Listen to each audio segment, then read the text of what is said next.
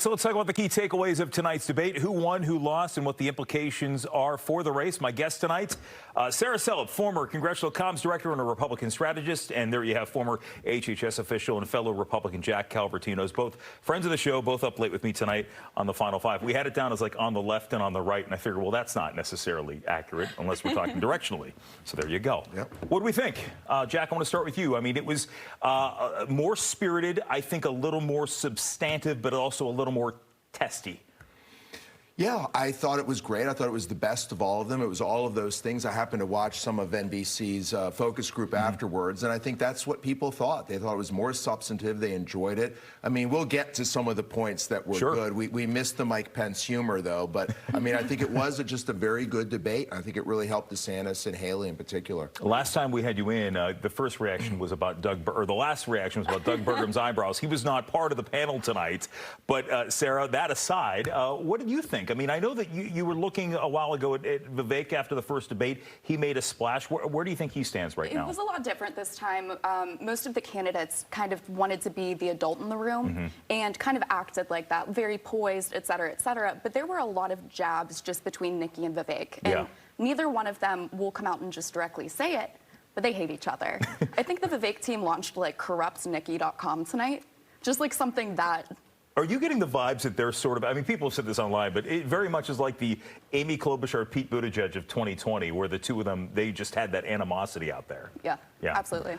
So let's talk, you mentioned, obviously, we didn't have the former Vice President Mike Pence in that after he dropped out the last time. We had the five on stage, and this stage, unlike the debates of the past where you had these large fields, it is winnowed down very quickly. Do you think Governor DeSantis did the right thing off the bat, calling out former President Trump? He seemed to be talking about that in many of the interviews leading up to it. Yeah, I think so, and I think afterwards as well, he did the right thing. He talked about how at some point voters are just going to say, you need to be debating. And interestingly, in that focus group, that was the final question, and I'd say 2/3 of the voters raised their hand and said, yes, we want to see him next time. Right. And especially, just to jump in, I watched the focus groups too. They were saying that the last debate was a snooze fest and that they were falling asleep. Meanwhile, Jack and I are texting on this side like, where are the punches? Yeah. So it was really nice to actually hear substantial talking points and points of view, but at the same time, kind of made you realize they're all exactly the same kind of candidate with different punchlines here and there. Well, and the one person, go ahead, Jack. Oh, yeah, and I just wanted to say, Israel, for instance, not only foreign policy, but how Jewish students are being treated. I thought there was a complete unanimity and unity among their voices that you really don't see on the Democratic side. And I'm not sure that's going to be picked up much in the news, but that was striking to me how unified they were. It looked like NBC, they added the Republican-Jewish coalition in this interview, in this debate as well, and they offered some questions. Clearly, one of the topics of our time, and that really got a lot of play throughout the course of it. So as we look at the foreign policy bona fides, you know that in the case of Nikki Haley, she certainly, I think, wants to grab that mantle and grab that crown in this debate here. Absolutely. And when we all think of foreign policy, it's immediately, oh, Nikki Haley owns this. But at the same time, since all of the other candidates are kind of on the same page, they'll call it Vivek or call out Vivek for just being a little bit different. But Nikki will really take charge on that issue. And it's just kind of a shame to think about, okay, she did a really great job here, but we're circling back to the TikTok comment by Vivek. Yeah, I mean, there was that. What was amazing, they got to TikTok before they got to abortion, which, I mean, clearly we can talk about that in a moment, but on the topic of TikTok, when there was that back and forth, you know, calling him scum for bringing up his daughter, but the reality is this is a topic that former President Trump talked about quite a bit in terms of banning it. There's a lot of concerns about the Chinese Communist Party, which is something that Governor DeSantis has spoken quite a bit here. Is this an issue worth debating about at this point, Jack? Of all the things they could have talked about, I mean, I wish they would have brought up health care, for instance. Medicare came up a little bit. It's okay to bring up TikTok, but I thought he did cross the line by doing that. And she's absolutely right to be offended and take so I think that she scored, and he wouldn't back down. And he just kept talking, and that's where she finally said, you're scum, which I think might have been the first time that word has been used in a presidential debate. Right. And carrying on top of that, just to take a minute. Absolutely. We got time. I'm good at that, okay? I like to talk. Anyways, so post-debate coverage, she's in the spin room with the NBC panelists, and they were like, oh, why did that come to your mind? It's her daughter. Of course she's going to go after her daughter. And, I mean, I'm the same age as her daughter. So, like, it is kind of weird for him to be going against a 25-year-old when she's married and has her entire life. Yeah. But at the same time, the Republican Party is so focused in on the CCP, even Vivek calling out the CCP all the time. Yeah. And then going on TikTok with Jake Paul. Yeah. So right. It's all over the place. There's just so much Jack, nuance. you're a big Jake Paul fan. No.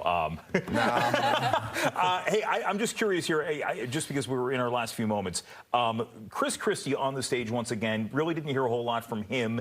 Tim Scott, I feel like the same way. I mean, they both add something to the conversation, but do you think this might be one of the last times we hear from either one of them at this point? Well, I mean, it really could be. It really depends on whether they meet the threshold for the next one. Yeah. So the very next debate might be something that I don't think any of us predicted would go from the circus to down to 3 so quickly. Yeah, And yeah. I'm just shocked you haven't asked about the Dick Cheney and 3-inch heels because, I mean, I think people had conjured weird images, whether Halloween or some sort of trans thing. It was just a very strange comment. It was. But by the way, when I heard Sarah 3-inch heels, and I'm thinking that's kind of short. Like I know, Right. like my colleagues are at least 5-inch heel ladies. So Yeah. you know, but it's weird we're talking about footwear in a debate like I mean, this. last time I was here, I wore 5-inch stilettos. So She did text me beforehand and said, "Are we going to be behind the desk this time, or what?" Hey, let me just get your parting shot on this. What was your biggest takeaway tonight, Jack? And what do you think? Where do you think we go from here? It was calm. It was normal. I think Nikki Haley and DeSantis improved, and I think the very next debate could really be down to 3. Right. And then I think you'll start seeing both of them bumping up as we have a consolidated field. I can't Right. speak. I just want to see Nikki, DeSantis, and Trump debate because they're the clear front runners Sure. right now. And going back to that, Chris Christie and Tim Scott, love them. They're great. Well, not Chris Christie. Love Tim Scott. Yeah. But anyways, we just need to get a more level Yeah. playing field. Sorry, guys, it's late. No, that's fine. I'm the same way. I know. Anyway, but How dare you? so yeah. Let me ask you in our last minute here, Vivek, right off the top. I know we're ending, but off the top, really took the chance to take hits at Ronna McDaniel. I mean, do you think in her case is she still somebody who should be leading this party? Because No. You don't think so? No. She comes from the same side. Obviously, she's related to the Romneys. Right. We're all kind of burned out with her, especially coming from the hillside.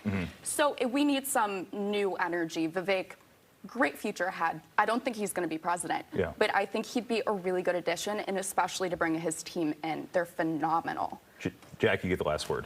Yeah, probably right, and Yeah. that you only hear mainly negatives, and you don't really. And he enunciated that. It was kind of shocking. He did it in such a Right. dramatic way, right to her face. But Right. there is a lot of people are upset. He's not the only one saying that. I think it's just the first time. And afterwards, there was some back and forth between them, which I've not Right. heard if there was audio from the video or not. But we got through a lot, guys. Did we not? We did. We did. Okay, well, I appreciate you both. Look, they're besties, and they're here on camera with us once again. Sarah Selp, Jack Calvertinos, guys.